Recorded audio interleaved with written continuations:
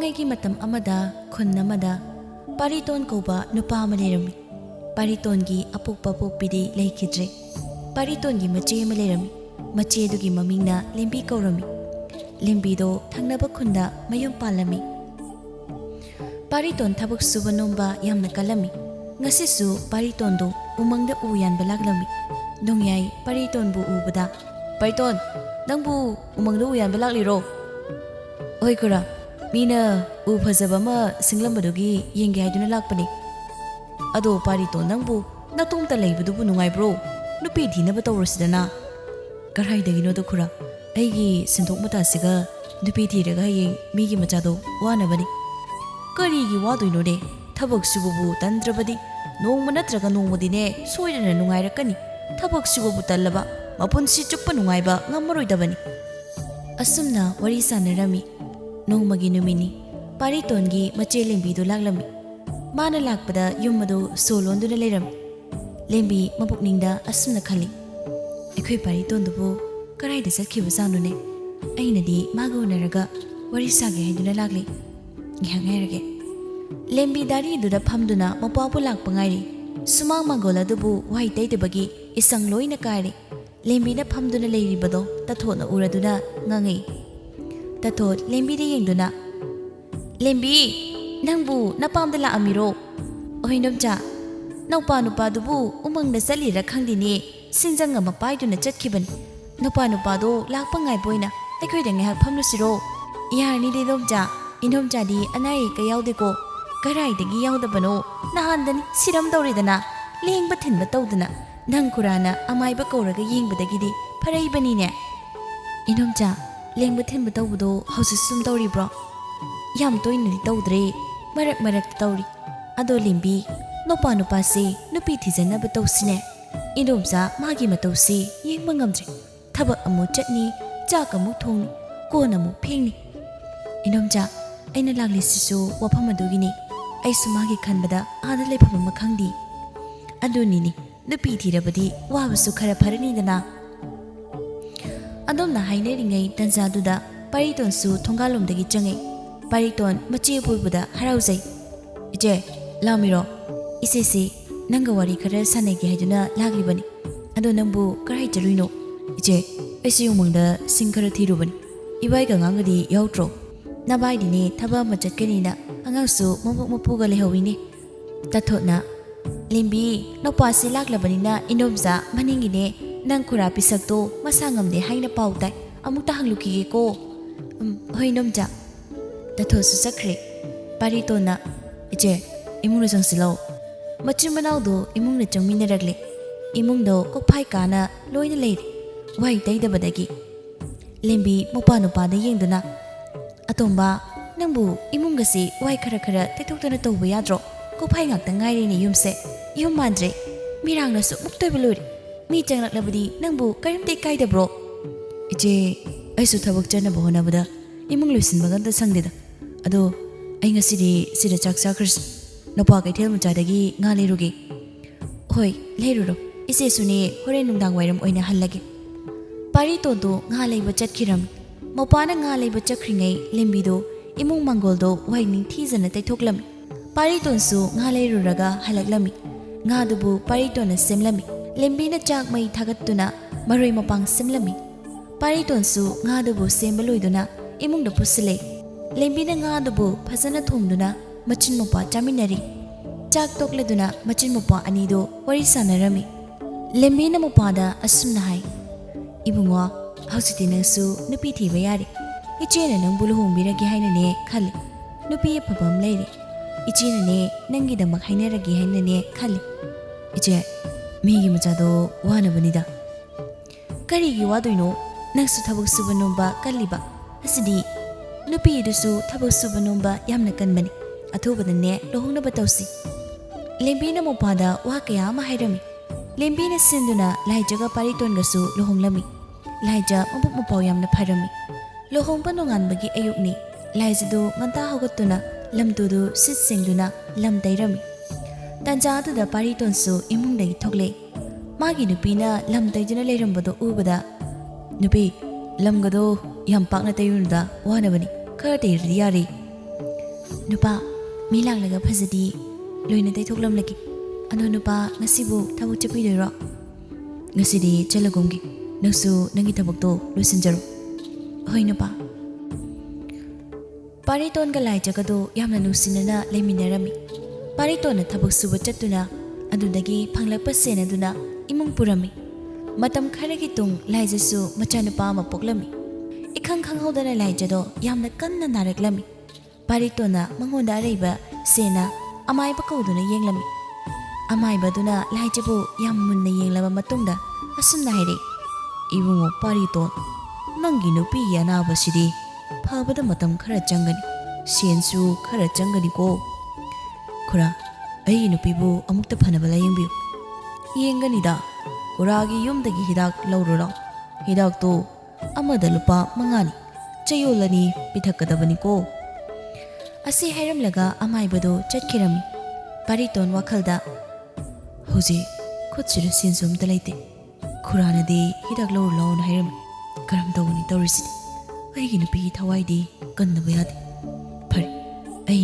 ipa khulakpagi manakta chattuna sen kita puge haina haijaraki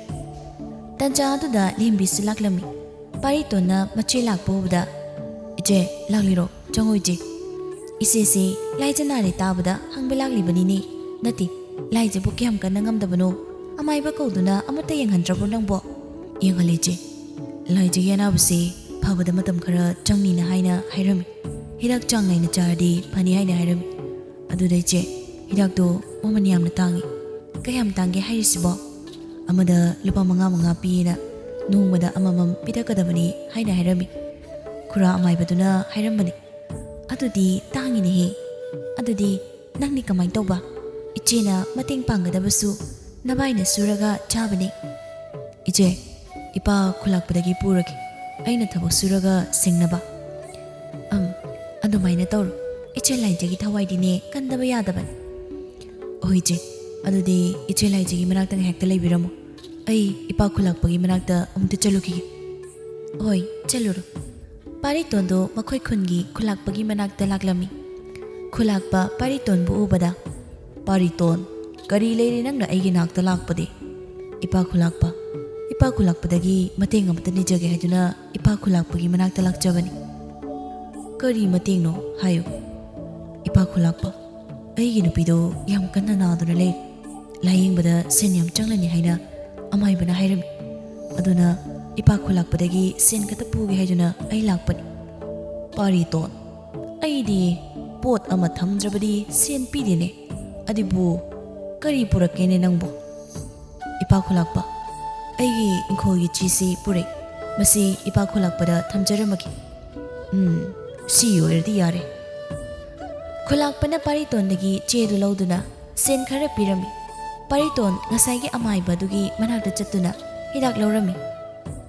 aduga mayumda halaklami amaibaduna hairambagi matung ina hidak leptana pizabadagi laijasu pharaklami Pariton su magi nupina nabu pharaklabada thabak chatpa muk haurami nomagi numitni Pariton gi machanupa tompokna mapada sunna hai baba aikhasu nga thong machasi angu Sanahal gidi adom thongi Pariton machagi wanu tabada nungaitana pabana thabak subagi sen phangbagane ichagi nga thongbidoini ne asingmagi ro paba hoi asingmagi ni ne nomagi numitni khulakpado magi miyoi singaloina duna Pariton hoida laklami numittu Pariton thabak suba chatlami khulakpagi miyoi singaduna yumasibu mile bro laija sumapana thogle laija khulakpu bda ipa khulakpa lakpiri ipa khulakpa ngehakta leibiramo ai ipa khulakpagi pira lothok cherugi khulakpana ai mafam sira phamba lakpa nate Pariton leibra leirabadi khulakpa la howi haina hayo ipa khulakpa madi thabu chakki mangonda kari haigada boirabano ipa khulakpa Pariton leiramdrabadi wafamasi nangonda hairamaki nangi nupa Paritona aingondagi sen pubani mathoisu maripsu amatta pirakte hore nangi nupa laklaga ai laklami hayuna hayo aigi atonba sendo chayolasi manungda piraktrabadi leiribe inkolasi aina lauragani haina hairami haidun tamu ꯑꯁꯤ ꯍꯥꯏꯔꯝꯗꯨꯅ ꯈꯨꯂꯥꯛꯄ ꯑꯃꯗꯤ ꯃꯥꯒꯤ ꯃꯤꯑꯣꯏꯁꯤꯡ ꯑꯗꯨ ꯆꯠꯈꯤꯔꯝꯃꯤ꯫ ꯂꯥꯏꯖꯗꯨ ꯈꯨꯂꯥꯛꯄꯅ ꯍꯥꯏꯔꯝꯂꯤꯕ ꯋꯥꯁꯤꯡ ꯑꯗꯨꯗ ꯃꯊꯥ ꯁꯥꯔꯝꯃꯤ꯫ ꯅꯨꯃꯤꯠꯁꯨ ꯇꯥꯁꯤꯜꯂꯛꯄꯗ ꯄꯥꯔꯤꯇꯣꯟꯁꯨ ꯊꯕꯛ ꯍꯜꯂꯛꯂꯝꯃꯤ꯫ ꯂꯥꯏꯖ ꯃꯄꯨꯔꯣꯏꯕ ꯍꯜꯂꯛꯄ ꯎꯕꯗ ꯃꯣꯏ ꯃꯄꯥ ꯍꯟꯕꯤꯔꯛꯂꯦꯗꯅ꯫ ꯃꯣꯏ ꯃꯄꯥ ꯉꯁꯥꯏꯗꯣ ꯏꯄꯥ ꯈꯨꯂꯥꯛꯄ ꯂꯥꯛꯂꯝꯕꯅꯤ꯫ ꯏꯄꯥ ꯈꯨꯂꯥꯛꯄꯅ ꯃꯥꯒꯤ ꯑꯇꯣꯟꯕ ꯁꯦꯟꯁꯤꯡꯗꯣ ꯄꯤꯗ꯭ꯔꯕꯗꯤ ꯑꯩꯈꯣꯏꯒꯤ ꯏꯪꯈꯣꯜꯁꯦ ꯃꯥꯅ ꯂꯧꯔꯅꯤ ꯍꯥꯏꯗꯨꯅ ꯍꯥꯏꯔꯝꯃꯤ꯫ ꯄꯥꯔꯤꯇꯣꯟ ꯃꯊꯥ ꯁꯥꯅ ꯑꯗꯨꯗꯤ ꯀꯃꯥꯏꯅ ꯇꯧꯔꯤꯁꯤꯗꯤ? ꯍꯧꯖꯤꯛ ꯈꯨꯠꯁꯤꯗ ꯁꯦꯟꯁꯨ ꯑꯃꯠꯇ ꯄꯥꯏꯗꯦ꯫ ꯂꯥꯏꯖꯅ ꯃꯣꯏ ꯃꯄꯥ ꯏꯄꯥ ꯈꯨꯂꯥꯛꯄꯒꯤ ꯃꯅꯥꯛꯇ ꯆꯠꯇꯨꯅ ꯉꯥꯏꯕ ꯃꯇꯝ ꯈꯔꯒ ꯉꯥꯏꯕꯤꯌꯨ ꯍꯥꯏꯅ ꯍꯥꯏꯔꯁꯤ꯫ ꯐꯔꯦ ꯃꯃꯥ, ꯑꯩ ꯍꯌꯦꯡꯁꯤ ꯏꯄꯥ ꯈꯨꯂꯥꯛꯄꯒꯤ ꯃꯅꯥꯛꯇ ꯆꯠꯇꯨꯅ ꯏꯄꯥ ꯈꯨꯂꯥꯛꯄꯗ ꯍꯥꯏꯖꯔꯨꯔꯒꯦ꯫ ꯇꯣꯝꯄꯣꯛꯇꯤꯎꯗꯤ ꯃꯥꯕꯨ ꯀꯔꯥꯏꯗ ꯆꯠꯈꯤꯒꯦ? ꯃꯅꯤꯡꯒꯤ ꯑꯉꯧ ꯁꯅꯥ ꯍꯣꯏꯗ ꯂꯩꯔꯝꯅꯤ꯫ ꯑꯩ ꯑꯃꯨꯛꯇ ꯀꯧꯁꯤꯜꯂꯨꯒꯦ꯫ ꯑꯣ, ꯂꯧꯕꯤꯔꯨꯔꯣ ꯃꯃꯥ꯫ ꯂꯥꯏꯖꯁꯨ ꯑꯉꯥꯡ ꯂꯧꯕ ꯆꯠꯈꯤꯔꯝꯃꯤ꯫ ꯃꯊꯪꯒꯤ ꯅꯨꯃꯤꯠꯅꯤ ꯄꯥꯔꯤꯇꯣꯟꯗꯨ ꯈꯨꯂꯥꯛꯄꯒꯤ ꯃꯅꯥꯛꯇ ꯂꯥꯛꯂꯝꯃꯤ꯫ ꯈꯨꯂꯥꯛꯄ ꯄꯥꯔꯤꯇꯣꯟꯕꯨ ꯎꯕꯗ ꯑꯁꯨꯝꯅ ꯍꯥꯏꯔꯛꯏ: ꯄꯥꯔꯤꯇꯣꯟ, ꯑꯩꯒꯤ ꯁꯦꯟ ꯄꯨꯔꯛꯂꯕ꯭ꯔꯥ? ꯏꯄꯥ ꯈꯨꯂꯥꯛꯄꯒꯤ ꯁꯦꯟꯗꯨ ꯃꯇꯝ ꯈꯔꯗꯪ ꯉꯥꯏꯕꯤꯌꯨ꯫ ꯄꯥꯔꯤꯇꯣꯟ, ꯉꯥꯏꯕ ꯌꯥꯔꯔꯣꯏꯅꯦ꯫ ꯑꯩꯅ ꯍꯥꯏꯈꯤꯕ ꯃꯇꯝꯗꯣ ꯁꯣꯏꯕ ꯌꯥꯔꯣꯏ꯫ ꯆꯌꯣꯜ ꯑꯃꯒꯤ ꯃꯇꯝ ꯊꯥꯔꯤꯕꯁꯤꯅꯤ꯫ ꯆꯌꯣꯜ ꯑꯁꯤꯒꯤ ꯃꯅꯨꯡꯗ ꯅꯪꯅ ꯑꯩꯒꯤ ꯑꯇꯣꯟꯕ ꯁꯦꯟꯁꯤꯡꯗꯣ ꯄꯤꯕ ꯉꯝꯗ꯭ꯔꯦꯗꯅ ꯅꯪꯒꯤ ꯏꯪꯈꯣꯜꯗꯨ ꯑꯩꯅ ꯂꯧꯒꯅꯤ꯫ ꯄꯥꯔꯤꯇꯣꯟꯅ ꯈꯨꯂꯥꯛꯄꯗ ꯃꯇꯝ ꯈꯔ ꯉꯥꯏꯕꯤꯅꯕ ꯍꯥꯏꯗꯨꯅ ꯐꯅ ꯍꯥꯏꯖꯔꯕꯁꯨ ꯈꯨꯂꯥꯛꯄꯅ ꯌꯥꯔꯝꯗꯦ꯫ ꯄꯥꯔꯤꯇꯣꯟ ꯑꯗꯨ ꯌꯥꯝ ꯅꯨꯡꯉꯥꯏꯇꯅ ꯃꯌꯨꯝꯗ ꯂꯥꯛꯂꯝꯃꯤ꯫ ꯂꯥꯏꯖ ꯃꯄꯨꯔꯣꯏꯕ ꯍꯜꯂꯛꯄ ꯎꯕꯗ ꯃꯣꯏ ꯃꯄꯥ ꯀꯩ ꯍꯥꯏꯅꯔꯛꯂꯒꯦ? ꯃꯃꯥ, ꯑꯩꯅ ꯍꯥꯏꯔꯕꯁꯨ ꯏꯄꯥ ꯈꯨꯂꯥꯛꯄꯅ ꯌꯥꯔꯛꯇ꯭ꯔꯦ꯫ ꯀꯃꯥꯏꯅ ꯇꯧꯔꯤꯁꯤꯗꯤ? ꯑꯗꯣꯝꯅ ꯃꯊꯥ ꯁꯥꯗꯨꯅ ꯂꯩꯔꯤꯉꯩ ꯇꯣꯝꯄꯣꯛꯇꯨ ꯀꯞꯂꯒ ꯆꯪꯂꯛꯂꯝꯃꯤ꯫ ꯂꯥꯏꯖ ꯃꯆꯥꯅ ꯀꯞꯇꯨꯅ ꯆꯪꯉꯛꯄꯗꯨ ꯎꯕꯗ ꯏꯃꯥꯒꯤ ꯇꯣꯝꯄꯣꯛ, ꯏꯆꯥꯕꯨ ꯀꯔꯤ ꯇꯧꯔꯒꯦ? ꯀꯔꯤꯒꯤ ꯀꯞꯂꯤꯅꯣ? ꯁꯤ ꯏꯃꯥꯗ ꯍꯥꯏꯌꯨꯁꯤ꯫ ꯏꯃꯥ, ꯑꯉꯧ ꯁꯅꯥ ꯍꯣꯏꯒꯤ ꯉꯥ ꯊꯣꯡꯍꯧꯏ꯫ ꯑꯩꯅ ꯆꯥꯅꯤꯡꯃꯟꯗꯅ ꯈꯤꯇ ꯆꯥꯒꯦ ꯍꯥꯏꯔꯨꯕꯗ ꯑꯉꯧ ꯁꯅꯥ ꯍꯣꯏꯒꯤ ꯃꯃꯥꯅ ꯆꯥꯕ ꯌꯥꯔꯣꯏ, ꯅꯌꯨꯝꯗ ꯆꯠꯂ ꯍꯥꯏꯗꯨꯅ ꯇꯥꯜꯂꯛꯏꯕ꯫ ꯂꯥꯏꯖꯒ ꯄꯥꯔꯤꯇꯣꯟꯒꯗꯣ ꯃꯆꯥꯒꯤ ꯃꯇꯧ ꯑꯗꯨꯗ ꯅꯨꯡꯉꯥꯏꯇꯅ ꯃꯆꯥꯕꯨ ꯌꯦꯡꯂꯝꯃꯤ꯫ ꯄꯥꯔꯤꯇꯣꯟꯅ ꯏꯆꯥꯒꯤꯕꯨ ꯄꯥꯕꯅ ꯊꯕꯛ ꯁꯨꯕꯒꯤ ꯁꯦꯟ ꯐꯪꯂꯒ ꯁꯣꯏꯗꯅ ꯊꯣꯡꯕꯤꯒꯅꯤ ꯀꯩꯗꯧꯔꯒꯦ? ꯄꯥꯕꯗꯤ ꯑꯗꯨꯃꯥꯏ ꯑꯗꯨꯝ ꯍꯥꯏ, ꯊꯣꯡꯕꯗꯤ ꯁꯨꯡꯊꯣꯡ ꯊꯣꯡꯕꯤꯗꯦ꯫ ꯄꯥꯕꯁꯨ ꯏꯃꯥꯁꯨ ꯐꯠꯇꯦ꯫ ꯃꯤꯒꯤ ꯃꯃꯥ ꯃꯄꯥꯗꯤ ꯐꯩ, ꯃꯆꯥꯗ ꯍꯥꯎꯕ ꯃꯌꯥꯝ ꯄꯤꯖꯩ꯫ ꯑꯩꯈꯣꯏꯗꯤ ꯍꯥꯎꯇꯕ ꯉꯥꯛꯇ ꯄꯤꯖꯩ꯫ ꯄꯥꯔꯤꯇꯣꯟꯅ ꯍꯟꯗꯛꯇꯤ ꯄꯥꯕ ꯁꯣꯏꯗꯅ ꯄꯤꯖꯔꯒꯦ, ꯂꯥꯎ ꯏꯃꯨꯡꯗ ꯆꯪꯂꯁꯤ꯫ ꯑꯁꯤ ꯍꯥꯏꯗꯨꯅ ꯏꯃꯨꯡꯗ ꯆꯪꯉꯛꯏ꯫ ꯅꯨꯃꯤꯠ ꯈꯔꯅꯤ ꯑꯃꯁꯨ ꯍꯧꯈ꯭ꯔꯦ꯫ ꯄꯥꯔꯤꯇꯣꯟꯗꯨ ꯉꯥ ꯑꯃ ꯌꯥꯟꯗꯨꯅ ꯆꯪꯉꯛꯏ꯫ ꯇꯣꯝꯄꯣꯛꯁꯨ ꯁꯨꯃꯥꯡ ꯑꯗꯨꯗ ꯁꯥꯟꯅꯗꯨꯅ ꯂꯩꯔꯝꯃꯤ꯫ ꯃꯄꯥꯅ ꯉꯥ ꯑꯃ ꯌꯥꯟꯗꯨꯅ ꯂꯥꯛꯄꯗꯣ ꯎꯕꯗ ꯇꯣꯝꯄꯣꯛ ꯍꯔꯥꯎꯅ ꯃꯄꯥꯒꯤ ꯃꯅꯥꯛꯇ ꯆꯪꯁꯤꯟꯗꯨꯅ ꯄꯥꯕ, ꯁꯤꯕꯨ ꯀꯥꯏꯗꯒꯤꯅꯣ? ꯀꯥꯏꯗꯩ ꯉꯥꯅꯣꯕ? ꯑꯩꯈꯣꯏꯅ ꯆꯥꯅꯕ ꯂꯩꯔꯛꯏꯔꯣ ꯄꯥꯕ? ꯄꯥꯔꯤꯇꯣꯟ ꯅꯣꯛꯐꯦꯠ ꯇꯧꯗꯨꯅ ꯉꯁꯤꯗꯤ ꯏꯆꯥꯁꯦ ꯄꯨꯛ ꯀꯥꯏꯕ ꯃꯈꯩ ꯄꯤꯖꯔꯒꯦ ꯍꯥꯏꯗꯨꯅ ꯏꯆꯥꯒꯤ ꯉꯥ ꯂꯩꯔꯛꯂꯤꯕꯅꯤꯅꯦ꯫ ꯄꯥꯕ ꯉꯥꯁꯦ ꯁꯦꯝꯂꯛꯂꯒꯦ꯫ ꯅꯪ ꯅꯃꯥꯗ ꯃꯔꯣꯏ ꯃꯄꯥꯡ ꯁꯦꯝꯖꯤꯜꯂꯣ ꯍꯥꯏꯅꯅꯦ ꯍꯥꯏꯔꯨꯆꯣ꯫ ꯍꯣꯏ ꯄꯥꯕ꯫ ꯇꯣꯝꯄꯣꯛꯇꯨ ꯏꯃꯨꯡꯗ ꯆꯪꯁꯤꯟꯈꯤꯔꯝꯃꯤ꯫ ꯄꯥꯔꯤꯇꯣꯟꯁꯨ ꯉꯥ ꯁꯦꯝꯅꯕ ꯇꯧꯔꯝꯃꯤ꯫ ꯉꯥ ꯁꯦꯝꯕꯗꯨꯁꯨ ꯂꯣꯏꯗꯨꯅ ꯂꯥꯏꯖꯅ ꯉꯥꯗꯨꯕꯨ ꯍꯥꯎꯅꯕ ꯃꯑꯣꯡꯗ ꯊꯣꯡꯂꯝꯃꯤ꯫ ꯉꯥ ꯊꯣꯡꯕꯗꯨꯕꯨ ꯂꯣꯏꯗꯨꯅ ꯃꯈꯣꯏ ꯄꯨꯟꯅ ꯆꯥꯛ ꯆꯥꯅꯕ ꯇꯧꯔꯝꯃꯤ꯫ ꯇꯟꯖꯥ ꯑꯗꯨꯗ ꯈꯨꯂꯥꯛꯄꯒ ꯃꯥꯒꯤ ꯃꯤꯑꯣꯏꯁꯤꯡ ꯑꯗꯨꯒꯁꯨ ꯆꯥꯛꯈꯨꯝꯗ ꯆꯪꯂꯛꯂꯝꯃꯤ꯫ ꯈꯨꯂꯥꯛꯄꯅ ꯄꯥꯔꯤꯇꯣꯟ, ꯑꯩ ꯂꯥꯛꯂꯕꯅꯤ꯫ ꯑꯩꯒꯤ ꯁꯦꯟ ꯑꯗꯨ ꯂꯩꯔꯕ꯭ꯔꯥ? ꯄꯥꯔꯤꯇꯣꯟ ꯈꯨꯂꯥꯛꯄꯗ ꯌꯦꯡꯗꯨꯅ ꯏꯄꯥ ꯈꯨꯂꯥꯛꯄ, ꯑꯩꯒꯤ ꯈꯨꯠꯇ ꯁꯦꯟ ꯑꯃꯠꯇ ꯂꯩꯇꯦ꯫ ꯏꯄꯥ ꯈꯨꯂꯥꯛꯄꯅ ꯅꯨꯡꯁꯤꯕꯤꯗꯨꯅ ꯃꯇꯝ ꯈꯔꯗꯪꯒ ꯉꯥꯏꯕꯤꯌꯨꯕ꯫ ꯁꯦꯟꯗꯤ ꯄꯥꯏꯗꯦ ꯍꯥꯏ, ꯅꯊꯤꯕꯣꯡ ꯉꯥꯗꯤ ꯊꯣꯡꯂꯒ ꯆꯥꯔꯤꯅꯦ꯫ ꯑꯩꯒꯤ ꯁꯦꯟꯗꯨ ꯄꯨꯊꯣꯔꯛꯎ꯫ ꯉꯁꯤꯒꯤ ꯅꯨꯃꯤꯠꯇ ꯁꯦꯟ ꯑꯣꯏꯗ꯭ꯔꯕꯗꯤꯅꯦ ꯌꯨꯝ ꯑꯁꯤꯗ ꯂꯩꯕ ꯌꯥꯔꯣꯏ꯫ ꯌꯨꯝ ꯑꯁꯤ ꯑꯩꯒꯤ ꯑꯣꯏꯔꯗꯕꯅꯤ꯫ ꯄꯥꯔꯤꯇꯣꯟ ꯃꯈꯨꯠ ꯑꯅꯤꯗꯨ ꯂꯣꯟꯁꯤꯟꯅꯗꯨꯅ ꯏꯄꯥ ꯈꯨꯂꯥꯛꯄ, ꯃꯇꯝ ꯈꯔꯇꯒ ꯉꯥꯏꯕꯤꯌꯨꯕ꯫ ꯊꯕꯛ ꯁꯨꯕꯒꯤ ꯁꯦꯟꯁꯨ ꯑꯃꯠꯇ ꯄꯤꯅꯔꯛꯇꯦ꯫ ꯏꯄꯥ ꯈꯨꯂꯥꯛꯄꯅ ꯅꯨꯡꯁꯤꯕꯤꯗꯨꯅ ꯃꯇꯝ ꯈꯔꯇꯪꯒ ꯉꯥꯏꯕꯤꯌꯨ꯫ ꯑꯩ ꯏꯄꯥ ꯈꯨꯂꯥꯛꯄꯒꯤ ꯁꯦꯟꯗꯣ ꯁꯣꯏꯗꯅ ꯄꯨꯖꯔꯛꯀꯦ꯫ ꯉꯥꯏꯕ ꯌꯥꯔꯣꯏꯅꯦ꯫ ꯑꯩꯅ ꯉꯁꯤ ꯄꯤꯌꯨꯅ ꯍꯥꯏꯈꯤꯕ ꯅꯠꯇ꯭ꯔꯣ? ꯉꯁꯤ ꯄꯤꯕ ꯉꯝꯂꯣꯏꯗꯕ ꯑꯣꯏꯔꯗꯤ ꯌꯨꯝ ꯑꯁꯦ ꯊꯥꯗꯣꯛꯇꯨꯅ ꯆꯠꯀꯗꯕꯅꯤ꯫ ꯑꯩ ꯑꯃꯨꯛ ꯂꯥꯛꯀꯅꯤ꯫ ꯅꯄꯣꯠꯅ ꯆꯩ ꯌꯣꯝꯁꯤꯜꯂꯒ ꯌꯨꯝ ꯑꯁꯦ ꯊꯥꯗꯣꯛꯇꯨꯅ ꯆꯠꯂꯝꯒꯗꯕꯅꯤ꯫ ꯅꯠꯇ꯭ꯔꯕꯗꯤ ꯑꯐꯕ ꯑꯣꯏꯔꯦ ꯈꯪꯉꯨ꯫ ꯑꯁꯤ ꯍꯥꯏꯔꯝꯗꯨꯅ ꯈꯨꯂꯥꯛꯄꯗꯨ ꯆꯠꯈꯤꯔꯝꯃꯤ꯫ ꯂꯥꯏꯖꯅ ꯃꯣꯏ ꯃꯄꯥ, ꯌꯨꯝ ꯑꯁꯤ ꯊꯥꯗꯣꯛꯇꯨꯅ ꯀꯔꯥꯏꯗꯅꯣ ꯑꯩꯈꯣꯏꯅ ꯍꯧꯖꯤꯛ ꯆꯠꯇꯣꯔꯤꯕꯁꯤꯕꯣ? ꯃꯃꯥ,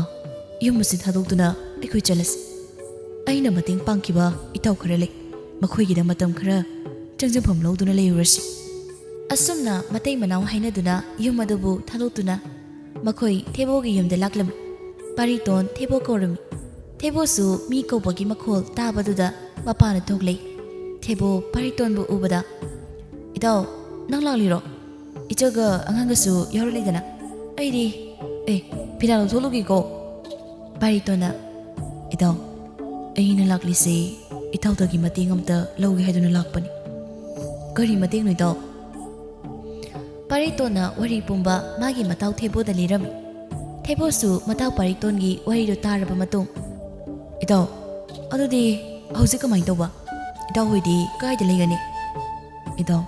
ꯃꯇꯝ ꯈꯔ ꯏꯇꯥꯎꯒꯤ ꯌꯨꯝꯁꯤꯗ ꯂꯩꯖꯒꯦ ꯏꯇꯥꯎ ꯂꯩꯗꯤ ꯌꯥꯝ ꯂꯩꯍꯟꯅꯤꯡꯉꯤ ꯑꯗꯨꯗ ꯏꯃꯥꯁꯨ ꯃꯁꯥ ꯉꯝꯗꯗꯅ ꯂꯩꯕꯅꯤꯅ ꯐꯔꯛ ꯇꯥꯒꯗꯕ ꯃꯥꯜꯂꯤ ꯑꯗꯨꯅ ꯏꯇꯥꯎ ꯑꯇꯣꯞꯄ ꯃꯐꯝ ꯑꯃ ꯑꯣꯏꯅ ꯊꯤꯔꯣ ꯐꯔꯦ ꯏꯇꯥꯎ ꯑꯗꯨꯗꯤ ꯑꯩꯈꯣꯏ ꯑꯃꯨꯛ ꯆꯠꯂꯨꯈꯤꯒꯦ ꯑꯁꯤ ꯍꯥꯏꯗꯨꯅ ꯄꯥꯔꯤꯇꯣꯟ ꯃꯥꯒꯤ ꯅꯨꯄꯤꯒ ꯃꯆꯥꯒ ꯄꯨꯗꯨꯅ ꯆꯠꯈꯤꯔꯝꯃꯤ ꯃꯈꯣꯏ ꯑꯍꯨꯝꯗꯣ ꯁꯨꯝ ꯂꯦꯞꯇꯅ ꯂꯥꯛꯏ ꯅꯣꯡꯁꯨ ꯀꯟꯅ ꯍꯦꯛꯇ ꯍꯩꯊꯔꯛꯏ ꯄꯥꯔꯤꯇꯣꯟꯒꯤ ꯃꯇꯥꯎꯁꯤꯡꯒꯤ ꯃꯅꯥꯛꯇ ꯆꯪꯗꯨꯅ ꯂꯩꯒꯦ ꯍꯥꯏꯅ ꯍꯥꯏꯖꯔꯨꯕꯗ ꯑꯃꯨꯛꯇ ꯌꯥꯔꯛꯂꯝꯗꯦ ꯄꯥꯔꯤꯇꯣꯟꯅ ꯃꯃꯥ ꯑꯩꯈꯣꯏ ꯏꯆꯦ ꯍꯣꯏꯗ ꯑꯣꯏꯅ ꯆꯠꯂꯨꯔꯁꯤ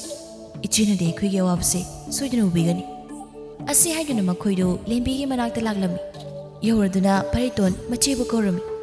ꯂꯦꯝꯕꯤꯁꯨ ꯇꯥꯔꯗꯨꯅ ꯃꯄꯥꯅ ꯊꯣꯛꯂꯛꯏ ꯃꯄꯥꯒ ꯃꯆꯟꯅꯨꯄꯤꯒ ꯃꯌꯥꯅꯨꯄꯥꯒ ꯑꯣꯏꯔꯝꯕꯗꯨꯗ ꯂꯦꯝꯕꯤ ꯌꯥꯝꯅ ꯍꯔꯥꯎꯔꯝꯃꯤ ꯅꯣꯏ ꯂꯥꯛꯂꯤꯗꯅ ꯃꯥꯡꯒꯣꯜ ꯑꯁꯤꯗ ꯀꯥꯈꯠꯂꯛꯑꯣ ꯃꯈꯣꯏ ꯑꯍꯨꯝꯁꯨ ꯃꯥꯡꯒꯣꯜ ꯑꯗꯨꯗ ꯀꯥꯈꯠꯂꯤ ꯂꯦꯝꯕꯤꯅ ꯅꯣꯏꯕꯨ ꯀꯔꯥꯏꯗ ꯆꯠꯂꯨꯕꯅꯣ ꯁꯤꯗ ꯁꯨꯝ ꯂꯥꯛꯄ꯭ꯔꯣ ꯄꯥꯔꯤꯇꯣꯟꯅ ꯏꯆꯦ ꯈꯨꯂꯥꯛꯄꯅ ꯑꯩꯈꯣꯏꯒꯤ ꯏꯪꯈꯣꯜꯗꯨ ꯂꯍꯧꯔꯦ ꯑꯩꯈꯣꯏꯒꯤ ꯂꯩꯐꯝ ꯑꯝꯇ ꯂꯩꯇ꯭ꯔꯗꯨꯅ ꯏꯆꯦꯍꯣꯏꯒꯤ ꯌꯨꯝꯁꯤꯗ ꯃꯇꯝ ꯈꯔ ꯂꯩꯒꯦ ꯍꯥꯏꯗꯨꯅ ꯂꯥꯛꯂꯤꯕꯅꯤ ꯂꯦꯝꯕꯤ ꯅꯨꯡꯉꯥꯏꯇꯅ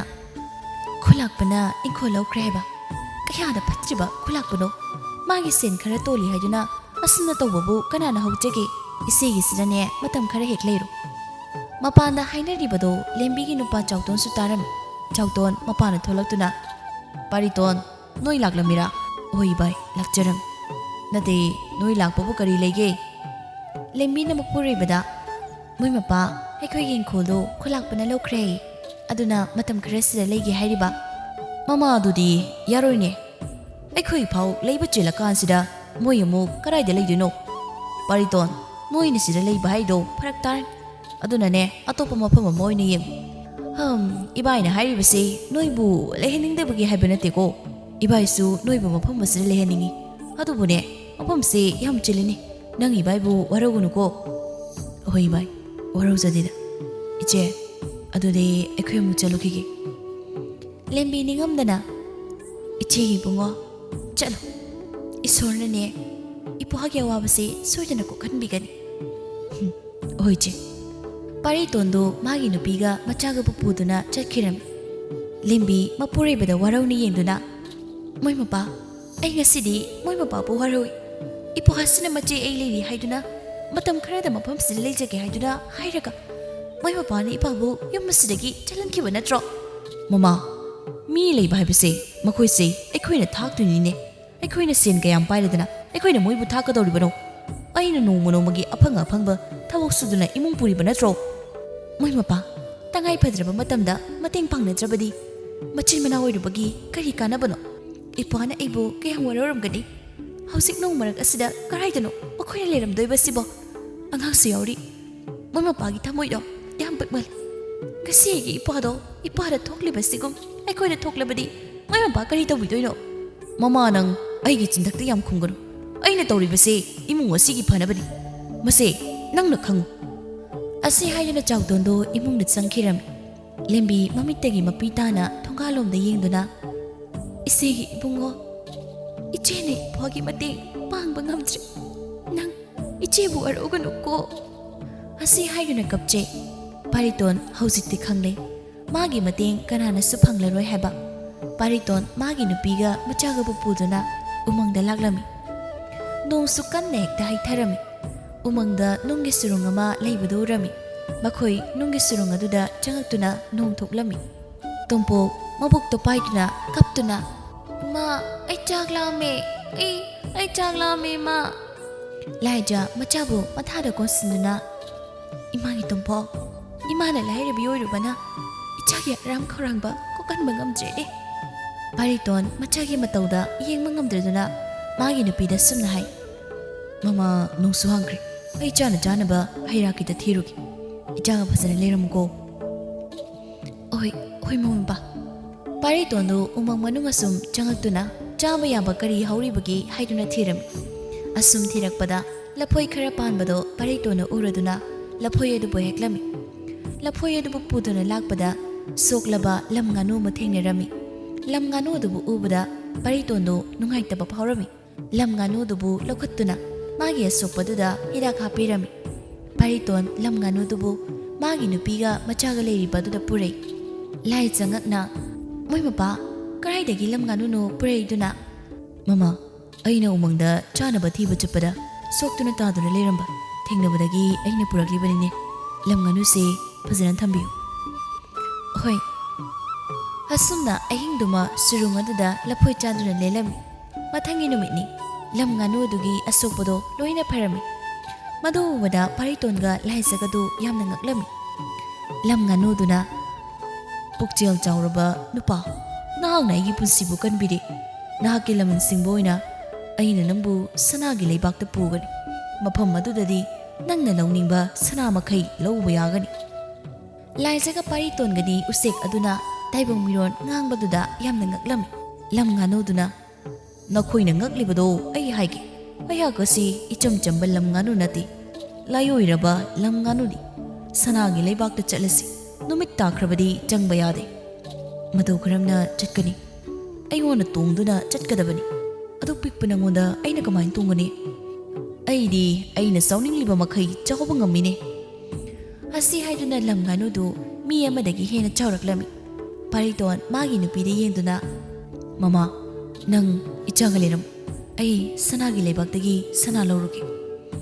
hoi moi mapa Pariton adusu lam nganu dada tongduna paiduna chalami sum paiduna lakpana sanagi leibak adu yori mafam aduda leiriba posak khudikmak sanagi oina oirami Pariton khaw aduda sana khara haplami aduga lam nganu duda chatnaba hairami lam nganu na asumna haire korigino nangna asuk yamna leiraga nangna khaw amadu khak lawribadi LAIOIRABA LAM NGANU aigidi masina yaragani yomdalas aigi nupiga ichagana aibu halakpa ngaiduna leiramgani aingonda tonglo halasi asumna paiduna laklami lanja mapureibana halakpaduda harauram lam nganu adusu Paritonbu thamamduna paikirami Pariton mana purakliba sana mayamdo magi nupida ulami laija sana mayamdo ubada yamna haraurami mama Auzikte akhoi inkhol adusu handokladabani sanasi khara kairaga khulakpagi seno pikrasi oi moi mapa pikrasi makhoi ahumdu umangdagi amu halaklami Pariton sana khara puduna konsangda kairuduna makhoi inkhol adu khulakpadagi laurami khulakpadi Paritona inkhol handokhibaduda yamna ngaklami Pariton sana khara kaiduna yum phajaba masu sarami law mayam amasu leisalami Kangaudana Paritongi imungna sen paikhalakpaduda khullekai mi singado yamna ngaklami mau khara sumna makhoi masen wari sanarami mau amana Pariton se handakti sen yamna paikreni yumgasi ningthau konungdaunaga saradana lawgasinane leiriba law amata yonba yade mana hekta lawni adubudi magi nupidusine haujikti sanagi sana ngakta ngare masakkado yamna phajathu'i Pariton si suba nombadi yamna kanbani mabuk mpausine yamna phabani asumna mausingado hainarami nomagi numini thebodo Pariton gi manakta laglami Pariton matauda thebobu ubada harau rauna kawi itaw lairo itaw si itawdagi mating amta logi haiduna lakpani ekta hayu kaino itaw oina pangba ngamba mating hoyadi ai pangi itaw andakti aigi nupido yam kanna duna leiri Kuta sensu amta leite itawdagi sen khara hange haiduna lakpani itawgi sen lerdi kitapiu ayamu thuna singake ba itaw leini itaw Pariton phuri khawdagi sen khara lathotuna matawda pirami itaw sinakona drayumune corner ni taw ꯏꯇꯥꯎꯅꯗꯤ ꯑꯩꯒꯤ ꯑꯋꯥꯕ ꯈꯨꯗꯤꯡ ꯃꯇꯦꯡ ꯄꯥꯡꯕꯤꯗꯨꯅꯇ ꯂꯥꯛꯏ ꯑꯗꯨꯕꯨ ꯑꯩꯅꯗꯤ ꯏꯇꯥꯎꯒꯤ ꯃꯇꯦꯡ ꯑꯃꯠꯇꯁꯨ ꯄꯥꯡꯈꯤꯗꯦ ꯏꯇꯥꯎꯒꯤ ꯄꯨꯛꯆꯦꯜ ꯉꯛꯄꯅꯤ ꯏꯇꯥꯎ ꯅꯪ ꯑꯩꯕꯨ ꯋꯥꯔꯧꯒꯅꯨꯀꯣ ꯏꯇꯥꯎ ꯃꯔꯨꯞ ꯍꯥꯏꯕꯁꯤꯗꯤ ꯑꯃꯅ ꯋꯥꯔꯛꯂꯕ ꯃꯇꯝꯗ ꯑꯃꯅ ꯃꯇꯦꯡ ꯄꯥꯡꯅꯕꯗꯨꯅꯤ ꯑꯁꯦꯡꯕ ꯃꯔꯨꯞ ꯍꯥꯏꯔꯤꯁꯤ ꯏꯇꯥꯎ ꯑꯩ ꯅꯪꯕꯨ ꯋꯥꯔꯧꯕ ꯀꯔꯤꯁꯨ ꯂꯩꯇꯦ ꯁꯦꯟꯗꯣ ꯀꯣꯟꯅꯗ꯭ꯔꯕꯁꯨ ꯑꯩꯒꯤ ꯅꯥꯛꯇ ꯂꯥꯛꯑꯣ ꯊꯩꯕꯣꯛ ꯄꯥꯔꯤꯇꯣꯟꯗ ꯊꯥꯒꯠ ꯋꯥꯍꯩ ꯀꯌꯥ ꯍꯥꯏꯔꯝꯗꯨꯅ ꯆꯠꯈꯤꯔꯝꯃꯤ ꯅꯣꯡꯃꯒꯤ ꯅꯨꯃꯤꯠꯅꯤ ꯄꯥꯔꯤꯇꯣꯟꯅ ꯃꯥꯒꯤ ꯅꯨꯄꯤꯗ ꯑꯁꯨꯝꯅ ꯍꯥꯏꯔꯝꯃꯤ ꯃꯃꯥ ꯑꯩꯈꯣꯏ ꯏꯕꯥꯏꯗꯣ ꯌꯥꯝ ꯀꯟꯅ ꯅꯥꯗꯨꯅ ꯂꯩꯔꯤ ꯍꯥꯏꯅꯩ ꯑꯩ ꯑꯃꯨꯛꯇ ꯆꯠꯇꯨꯅ ꯍꯪꯂꯨꯈꯤꯒꯦ ꯍꯣꯏ ꯍꯪꯂꯨꯆꯣ ꯃꯣꯏ ꯃꯄꯥ ꯏꯅꯝꯃꯅꯅꯦ ꯑꯩ ꯅꯥꯕꯗ ꯌꯥꯝ ꯍꯣꯠꯅꯕꯤꯈꯤꯕꯅꯤ ꯍꯣꯏ ꯑꯗꯨꯗꯤ ꯑꯩ ꯉꯥꯏꯍꯥꯛ ꯆꯠꯂꯨꯈꯤꯒꯦ ꯑꯉꯥꯡꯒ ꯐꯖꯅ ꯂꯩꯔꯝꯃꯨꯀꯣ ꯍꯣꯏ ꯃꯣꯏ ꯃꯄꯥ ꯆꯠꯄꯤꯔꯨꯔꯣ ꯄꯥꯔꯤꯇꯣꯟꯁꯨ ꯃꯆꯦꯒꯤ ꯃꯌꯨꯝꯗ ꯂꯥꯛꯂꯝꯃꯤ ꯃꯆꯦꯒꯤ ꯃꯌꯨꯝ ꯌꯧꯔꯗꯨꯅ ꯃꯆꯦꯒ ꯋꯥꯔꯤ ꯁꯥꯟꯅꯔꯝꯃꯤ ꯏꯆꯦ ꯏꯕꯥꯏꯕꯨ ꯀꯌꯥꯝ ꯀꯟꯅ ꯃꯁꯥ ꯉꯝꯗꯕꯅꯣ ꯑꯇꯣꯝꯕ ꯀꯔꯤ ꯍꯥꯏꯒꯗꯕꯅꯣ ꯈꯪꯗ꯭ꯔꯦ ꯑꯃꯥꯏꯕ ꯌꯦꯡꯂꯤ ꯐꯕ ꯀꯧꯕ ꯂꯩꯇꯦ ꯁꯦꯟꯁꯨ ꯑꯃꯠꯇ ꯂꯩꯇ꯭ꯔꯦ ꯏꯆꯦ ꯑꯩ ꯑꯃꯥꯏꯕ ꯑꯃ ꯈꯪꯉꯤ ꯃꯗꯨꯗ ꯌꯦꯡꯂꯕꯗꯤ ꯏꯕꯥꯏꯁꯦ ꯁꯣꯏꯗꯅ ꯐꯒꯅꯤ ꯑꯩ ꯀꯧꯔꯨꯒꯦ ꯑꯁꯤ ꯍꯥꯏꯗꯨꯅ ꯄꯥꯔꯤꯇꯣꯟꯗꯣ ꯑꯃꯥꯏꯕ ꯀꯧꯕ ꯆꯠꯈꯤꯔꯝꯃꯤ ꯄꯥꯔꯤꯇꯣꯟꯅ ꯑꯃꯥꯏꯕ ꯃꯪꯒꯤꯕꯨ ꯄꯨꯗꯨꯅ ꯂꯥꯛꯂꯝꯃꯤ ꯑꯃꯥꯏꯕ ꯃꯪꯒꯤꯅ ꯆꯥꯎꯇꯣꯟꯕꯨ ꯌꯦꯡꯂꯝꯃꯤ ꯑꯃꯥꯏꯕ ꯃꯪꯒꯤꯅ ꯀꯩꯁꯨ ꯇꯧꯔꯣꯏꯗ ꯍꯤꯗꯥꯛ ꯆꯥꯔꯒ ꯐꯅꯤ ꯑꯩ ꯍꯤꯗꯥꯛ ꯈꯔ ꯄꯤꯔꯝꯒꯦꯀꯣ ꯑꯁꯤ ꯍꯥꯏꯗꯨꯅ ꯑꯃꯥꯏꯕ ꯃꯪꯒꯤꯅ ꯍꯤꯗꯥꯛ ꯄꯤꯔꯝꯃꯤ ꯄꯥꯔꯤꯇꯣꯟꯅ ꯑꯃꯥꯏꯕ ꯃꯪꯒꯤꯗ ꯑꯀꯠꯄ ꯁꯦꯟ ꯈꯔ ꯀꯠꯂꯝꯃꯤ ꯑꯃꯥꯏꯕ ꯃꯪꯒꯤꯁꯨ ꯆꯠꯈꯤꯔꯝꯃꯤ ꯆꯥꯎꯇꯣꯟꯅ ꯃꯁꯦ ꯅꯨꯄꯥꯁꯤꯅ ꯃꯥꯒꯤꯗꯃꯛ ꯍꯣꯠꯅꯔꯤꯕ ꯃꯌꯥꯝ ꯑꯁꯤꯗ ꯆꯥꯎꯇꯣꯟꯗꯣ ꯅꯤꯡꯉꯝꯗꯕ ꯐꯥꯎꯔꯛꯂꯝꯃꯤ ꯄꯥꯔꯤꯇꯣꯟ ꯏꯕꯥꯏ ꯋꯥꯈꯜ ꯌꯥꯝ ꯊꯤꯂꯨꯔꯦꯅꯦ ꯅꯪꯒꯤ ꯋꯥꯔꯕ ꯃꯇꯝꯗ ꯑꯩꯈꯣꯏꯅ ꯀꯔꯤꯁꯨ ꯇꯧꯕꯤꯈꯤꯗꯦ ꯅꯪꯅꯗꯤ ꯑꯩꯈꯣꯏꯒꯤ ꯋꯥꯔꯕ ꯃꯇꯝꯁꯤꯗ ꯃꯇꯦꯡ ꯄꯥꯡꯕꯤꯔꯤ 이바이 미오이바 하이브시디 아무나 마기 마팅 방나가다바니 이바이의 지가수 에퀴기 마팅 kayam pangkribadudi asuna wari sanarami pariton galai jagadu sen pairi haiduna napal karamdi migi mating pangduna nungai lerami khule kai mi singnasu pariton galai jagabu isorni haina khalami